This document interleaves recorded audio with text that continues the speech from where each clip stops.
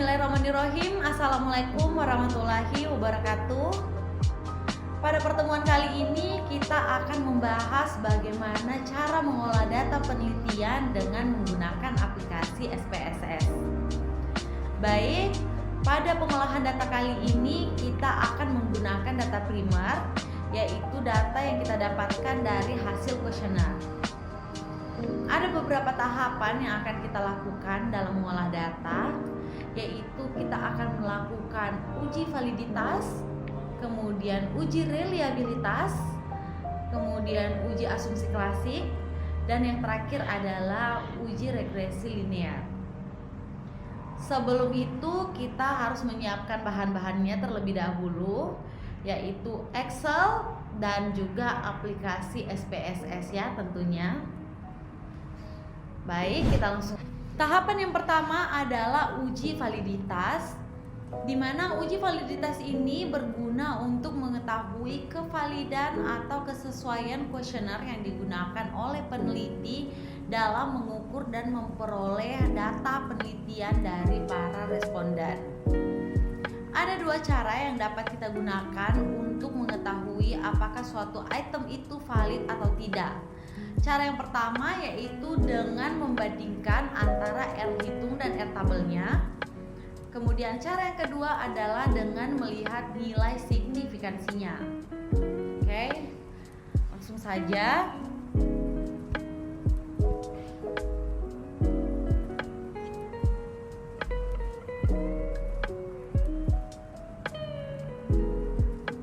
Oke, sekarang kita buka aplikasi SPSS-nya.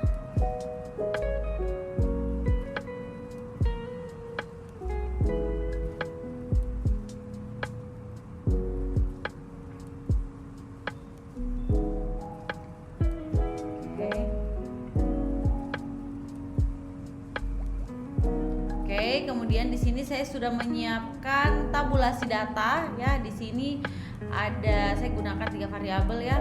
Ada X1, X2 dan juga variabel Y. Oke, sekarang kita kembali ke aplikasi SPSS. Kemudian kita ke variabel view. Kemudian di sini kita masukkan ya X1.1, X1.2, 1.3, 1.4, X1.5 dan total X1. Oke, kemudian kita ke data view. Ya, kita masukkan tabulasi data dari hasil kuesioner kita. Di sini saya menggunakan 100 responden. Kemudian kita copy. Selanjutnya di sini ada beberapa tools ya. Kita pilih analyze, kemudian correlate, kemudian bivariate. Kemudian di sini kita pindahkan semua ke bagian kanan sini ya. Selanjutnya pastikan bahwa correlation coefficient persennya di sini tercetak. Kemudian kita klik OK.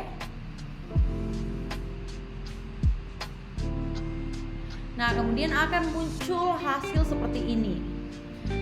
Nah, X1.1, X1.2 dan seterusnya ini merupakan item yang kita miliki ya. Nah, kemudian di sini percent correlation ini merupakan nilai korelasinya atau bisa kita sebut sebagai R hitung. Kemudian di sini adalah nilai signifikansinya. Dan N ini merupakan jumlah dari responden ya. Nah, kita gunakan 100 ya. Nah, selanjutnya kita perhatikan total yang di ujung sini. Nah, tadi cara untuk mengetahui apakah suatu item itu dikatakan valid atau tidak ada dua cara ya. Yang pertama dengan membandingkan antara R hitung dan R tabel, di mana suatu item itu dikatakan valid ketika R hitungnya itu lebih besar dari R tabel.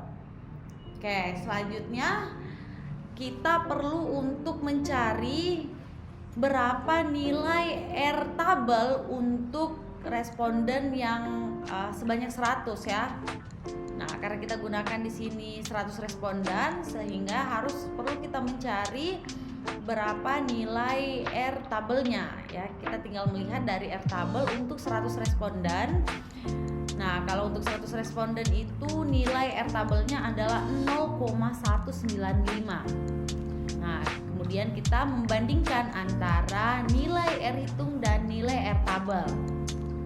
Nah, kita lihat dulu dari item yang pertama X1.1. Di sini nilai R hitungnya adalah 0,732, di mana 0,732 ini lebih besar dari 0,195.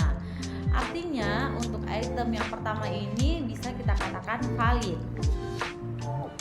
Selanjutnya untuk X1.2, di sini nilai R hitungnya adalah 0,608, di mana 0,608 ini lebih besar dari 0,195, sehingga untuk item yang kedua ini juga bisa kita katakan valid. Selanjutnya X1.3, di sini nilai R hitungnya adalah 0,763, di mana nilai ini juga lebih besar dari 0,195, sehingga untuk item yang ketiga ini juga bisa kita katakan valid ya.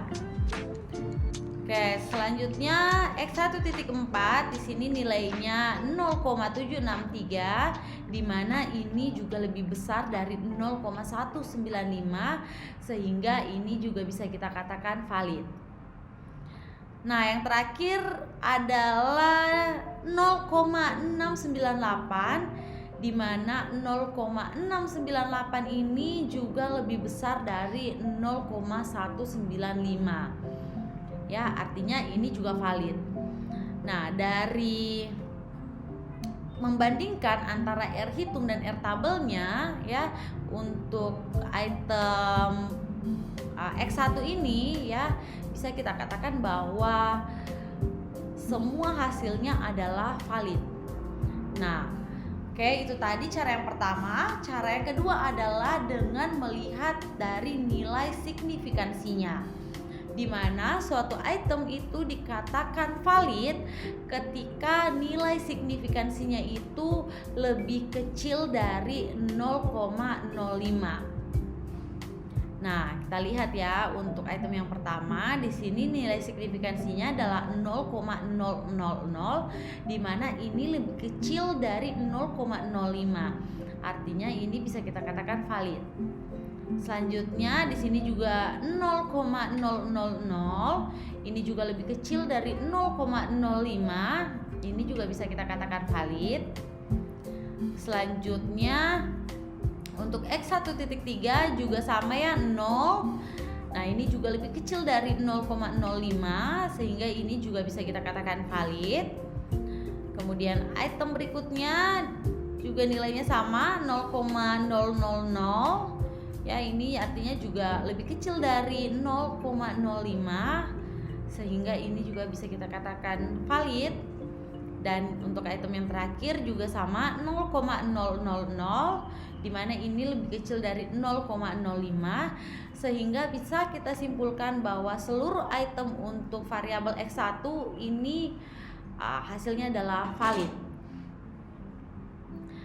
Nah, untuk variabel X2 dan variabel Y itu juga bisa kalian uji ya, uji validitas dengan mengikuti tahapan yang sama. Tahapan yang kedua adalah uji reliabilitas, di mana uji reliabilitas ini bertujuan untuk mengetahui apakah kuesioner memiliki konsistensi apabila dilakukan pengujian secara berulang-ulang atau terus-menerus. Dasar pengambilan uji reliabilitas Cronbach-Alpha menurut Wiratna Suarjeni tahun 2014, suatu kuesioner itu dikatakan reliable apabila nilai Cronbach-Alpha-nya lebih besar dari 0,6. Oke. Langsung aja kita ke SPSS.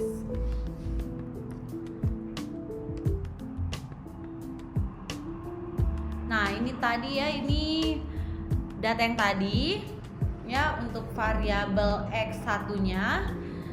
Kemudian di sini sama ya, tadi kita masukkan di variabel view, kemudian kita ke data view ya, kita copy data dari Excel. Kemudian di sini ada beberapa tools. Untuk uji reliabilitas itu kita pilih analyze, kemudian scale, kemudian reliability analysis ya, kemudian kita masukkan semua ke kanan kecuali totalnya ya. Nah, jadi semua itemnya kita masukkan kecuali totalnya. Kemudian kita ke statistik di atas, kemudian klik scale if item delete, kemudian continue dan klik OK.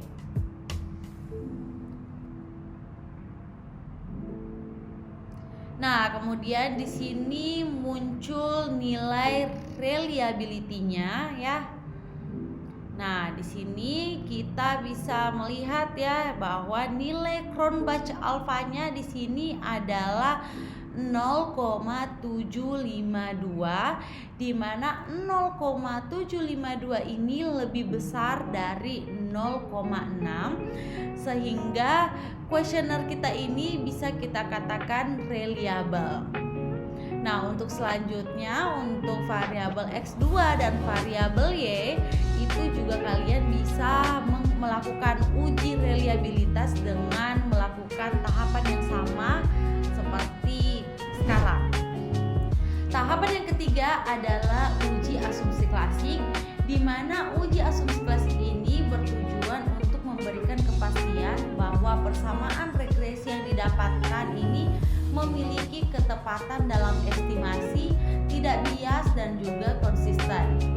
Ada 3 tahapan dalam uji asumsi klasik. Yang pertama yaitu uji normalitas, kemudian yang kedua adalah uji multikolinearitas, dan yang ketiga adalah uji heteroskedastisitas. Yang pertama adalah uji normalitas ya, di mana uji normalitas ini bertujuan untuk mengetahui apakah variabel independen dan juga variabel dependennya ini berdistribusi normal atau tidak. Ya, di mana suatu model regresi itu dikatakan baik apabila memiliki nilai residual yang berdistribusi normal. Oke, langsung aja kita ke SPSS kembali ya. Kemudian kita ke variable view ya, ingat selalu ke variable view. Nah, karena di sini kita memiliki 3 variabel, ada variabel X1, X2 dan variabel Y, maka kita masukkan di variabel view di sini X1, X2 dan Y. Nah, untuk uji normalitas atau untuk uji asumsi klasik ya, itu kita hanya memasukkan totalannya saja ya. Kita masukkan totalan untuk X1. Kita copy, masukkan ke sini. Nah, untuk X2 juga sama. Kita copy lalu masukkan.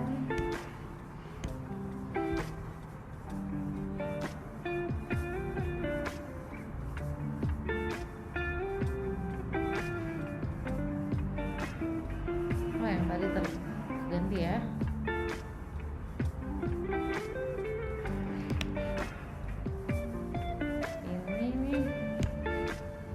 Oke.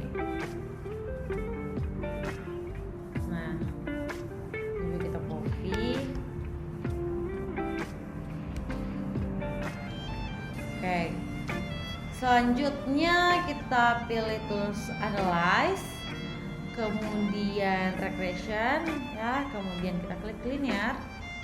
Kemudian kita masukkan variabel independen ke sini dan variabel dependen ke sini. Lalu kita klik statistik ya, pastikan bahwa model fitnya ini sudah tercentang ya. Dan kita klik lagi di sini, lalu continue. kemudian close-nya jangan sampai tertukar ini ya. Ini untuk variabel x-nya dan yang ini untuk variabel y. Kemudian histogram normal probability plot, kita klik continue, save, kita klik di sini continue. Oke.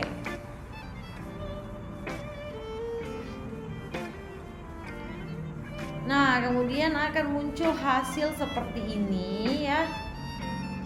Nah, untuk uji normalitas itu sendiri, kita bisa melihat apakah model regresi yang kita gunakan ini berdistribusi normal atau tidak dengan 3 cara ya. Yang pertama itu kita bisa melihat berdasarkan histogram. Kemudian yang kedua kita bisa melihat berdasarkan p-plot, dan yang ketiga kita bisa melihat berdasarkan Kolmogorov-Smirnov ya.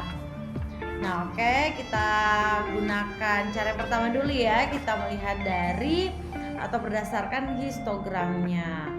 Nah, ini dia histogramnya. Nah, bisa kita lihat ya di sini bahwa di sini dia berbentuk seperti gunung ya. Nah, kalau berbentuk seperti gunung seperti ini, maka bisa kita katakan bahwa model regresi yang kita gunakan ini berdistribusi normal. Jika dia berbentuk lurus ya, maka itu dikatakan tidak normal ya. Nah, tapi kita tidak boleh hanya melihat dari atau berdasarkan histogramnya saja. Ya, kita cek lagi ya, kita lihat lagi berdasarkan p-plotnya. Nah, kemudian kita lihat di sini nih p-plotnya. Nah, kalau titik-titiknya ini mengikuti garis diagonalnya, maka bisa kita katakan bahwa model regresi yang kita gunakan ini berdistribusi normal. Seandainya titik-titiknya ini menyebar dan tidak mengikuti garis diagonalnya, artinya model regresi yang kita gunakan tidak berdistribusi normal. Tetapi karena ini mengikuti garis diagonalnya, maka bisa kita katakan bahwa berdistribusi normal ya. Oke, selanjutnya cara yang ketiga ini adalah kita melihat berdasarkan Kolmogorov-Smirnovnya. Nah, caranya itu kita kembali ke aplikasi SPSS ya. Di sini kemudian kita klik analyze, kemudian kita klik non parametric test legacy one sample KS ya. Kemudian di sini kita masukkan, pindahkan ke bagian kanan, kemudian kita klik OK. Nah, di sini sudah kelihatan ya.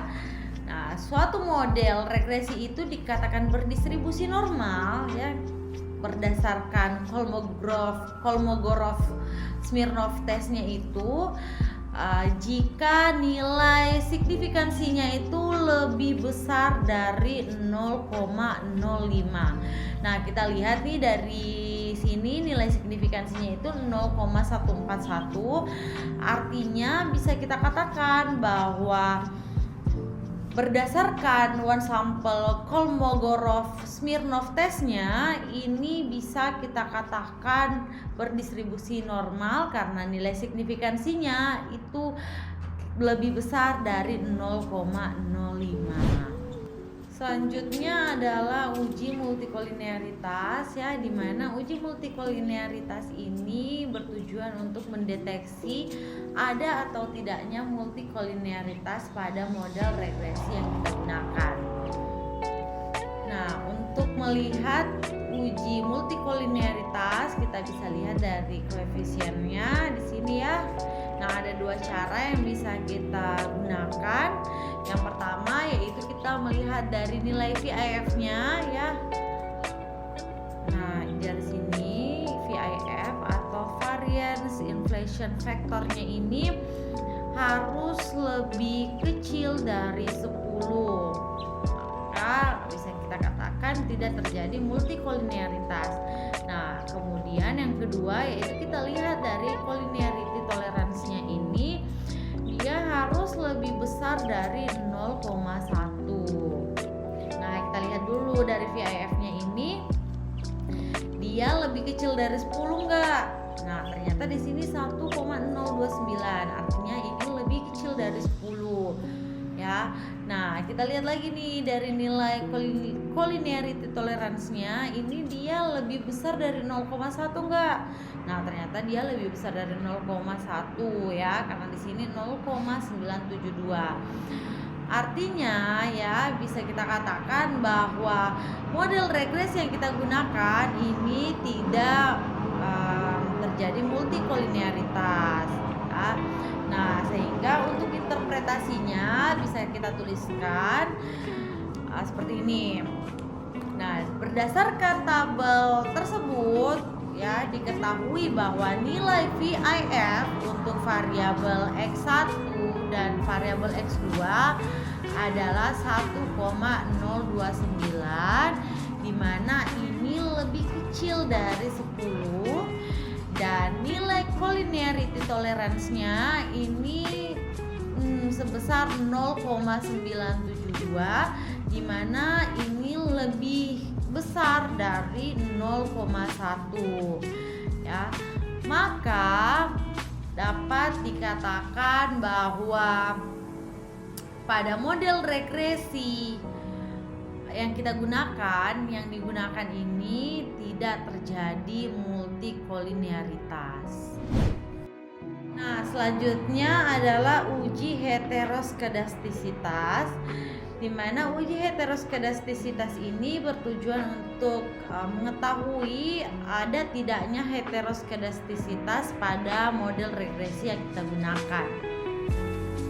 Nah, untuk uji heteroskedastisitas kita bisa lihat di scatter plotnya ya. Jika titik-titiknya ini menyebar ya, maka bisa kita katakan bahwa model regresi yang kita gunakan itu tidak terjadi heteroskedastisitas. Nah, jadi kalau dia titik-titiknya ini berkumpul di satu tempat ya, artinya terjadi heteroskedastisitas ya. Nah, tetapi karena ini menyebar, maka bisa kita katakan bahwa model regresi kita ini tidak terjadi heteroskedastisitas ya. Tahapan yang keempat atau tahapan yang terakhir adalah uji regresi linear, di mana uji regresi linear ini bertujuan untuk mengetahui pengaruh variabel independen terhadap variabel dependennya. Nah, di dalam uji regresi linear ini ada beberapa tahapan ya. Yang pertama yaitu kita akan melakukan uji T, di mana uji T ini bertujuan untuk mengetahui ada atau tidaknya pengaruh secara parsial yang diberikan variabel independen terhadap variabel dependen. Kemudian yang kedua yaitu uji F, di mana uji F ini bertujuan untuk mengetahui ada atau tidaknya pengaruh secara simultan yang diberikan variabel independen terhadap variabel dependen. Selanjutnya ada uji koefisien determinasi, di mana ini bertujuan untuk mengetahui berapa persen sih pengaruh yang diberikan variabel independen secara simultan terhadap variabel dependen ya. Nah, di sini ada perumusan hipotesis. Ada hipotesis 1, hipotesis 2, hipotesis 3 ya, karena di sini kita menggunakan 2 variabel independen dan 1 variabel dependen. Nah, untuk hipotesis 1 terdapat pengaruh X1 terhadap Y, hipotesis 2 terdapat pengaruh X2 terhadap Y, dan hipotesis 3 terdapat pengaruh X1 dan X2 terhadap Y ya. Nah, untuk tingkat kepercayaannya itu 95%, di mana alfa sama dengan 0,05. Nah, selanjutnya dasar pengambilan keputusan untuk uji T itu adalah apabila nilai signifikansinya lebih kecil dari 0,05 dan nilai T hitung lebih besar dari T tabel, maka terdapat pengaruh variabel X terhadap variabel Y. Begitu juga sebaliknya, apabila nilai signifikansinya itu lebih besar dari 0,05 dan nilai T hitung lebih kecil dari nilai T tabel, maka tidak terdapat pengaruh variabel X terhadap variabel Y.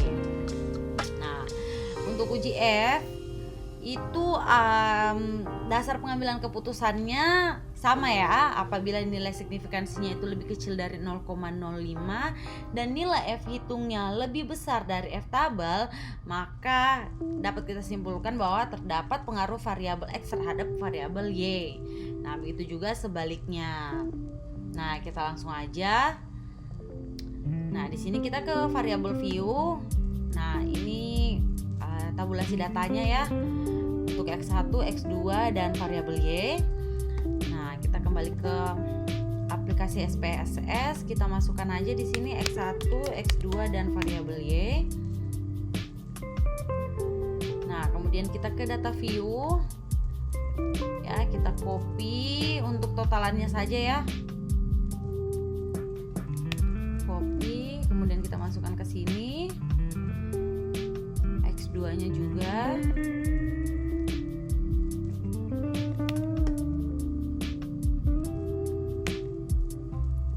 Nah, kemudian untuk variabel Y juga sama ya, kita masukkan totalannya. Oke. Nah, kemudian kita klik analyze, regression, linear. Kemudian variabel X-nya kita masukkan ke independent sini ya.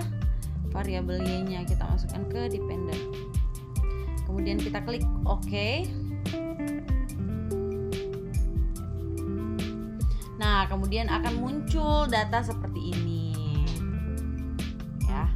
Nah, inilah data yang nantinya akan kita interpretasikan. Nah, kita lanjut ya.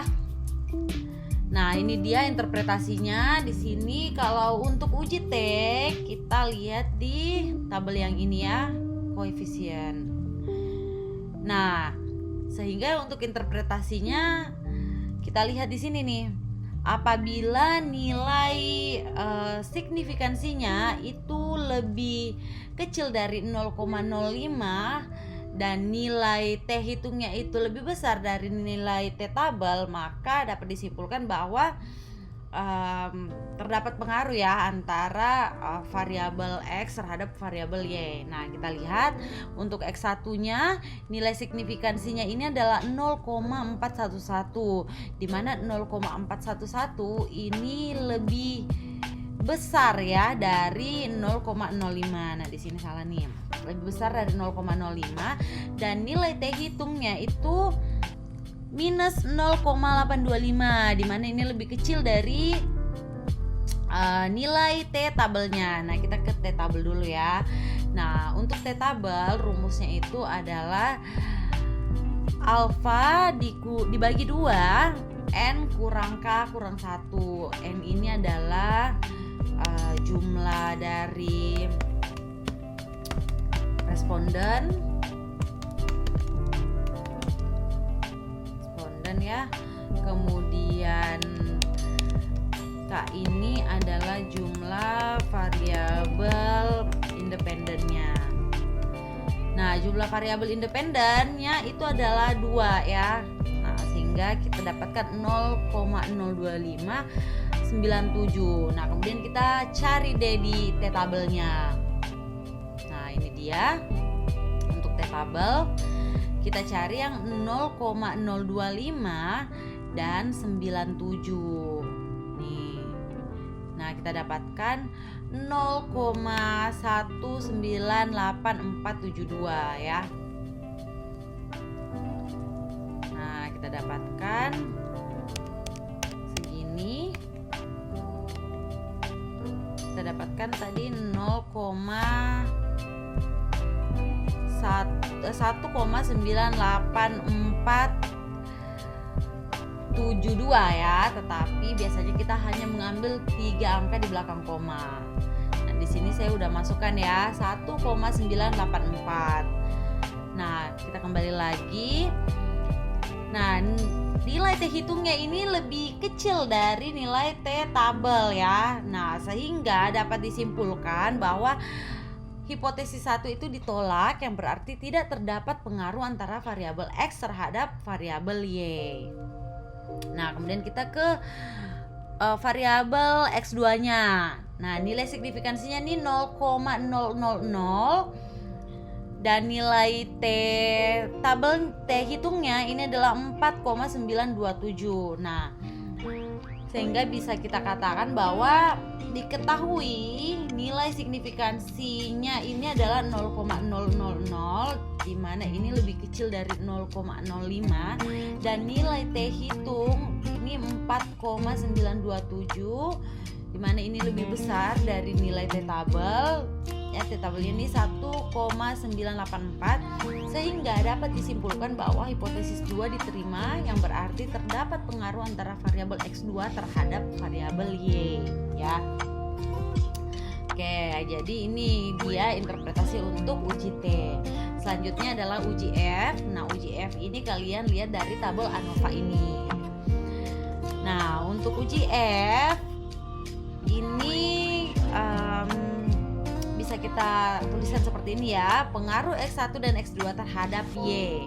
Nah, kita lihat dulu nilai signifikansinya nih 0,000, di mana ini lebih kecil dari 0,05, dan nilai F hitungnya adalah 12,140, di mana ini lebih besar dari 3,09. Nah, 3,09 ini adalah nilai dari F tabel. Nah, gimana cara mencari F tabel? Kita balik lagi ke sini. Nah, F tabel ini rumusnya ya, K N kurang K ya. Nah, K ini adalah sama ya, jumlah variabel bebasnya, variabel X-nya. Nah, dan N ini adalah jumlah responden. Nah, jadi jumlah responden kita adalah 100, kita kurangin K-nya ini jumlah dari variabel bebasnya 2. Jadi kita dapatkan di sini 298. Nah, kita lihat, kita cari di F tabel ya. Nah, di mana di sini 2 dan 98. Nah, hasilnya adalah 3,09. Nah, jadi seperti itu ya untuk mencari F tabelnya. Nah, sehingga dapat disimpulkan bahwa hipotesis 3 ini diterima, yang berarti terdapat pengaruh antara variabel X1 dan X2 terhadap variabel Y. Ya, jadi seperti itu untuk uji F. Selanjutnya adalah uji koefisien determinasi atau R-square-nya. Nah, ini kita tinggal lihat dari R-square-nya ini ya, 0,200.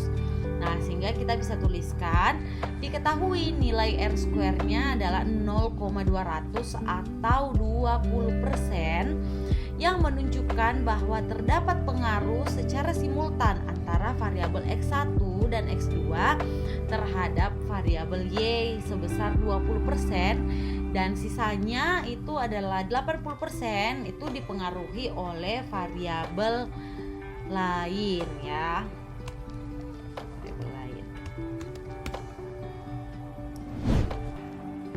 Demikianlah video tutorial pengolahan data statistik karya ilmiah dengan menggunakan aplikasi SPSS.